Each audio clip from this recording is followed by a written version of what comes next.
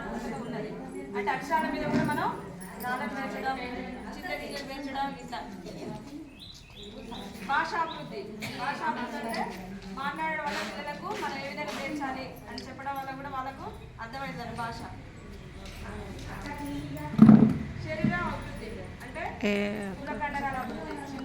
చిన్న కండరాలు కంటికి చూపుకు చేసి సమన్వయంగా అందిస్తుంది అనమాట. ఇసుకతో ఇల్లు కట్టడం,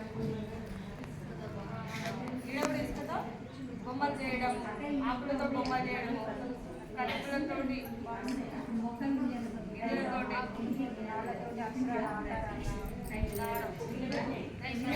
పేపర్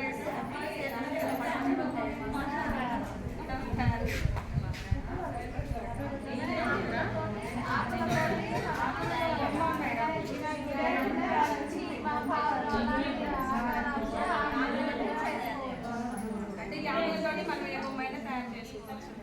మన ఆలోచన బట్టి చేసుకోవచ్చు.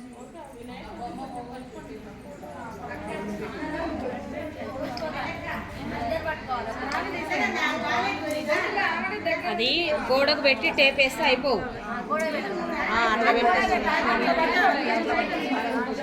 ఓకే.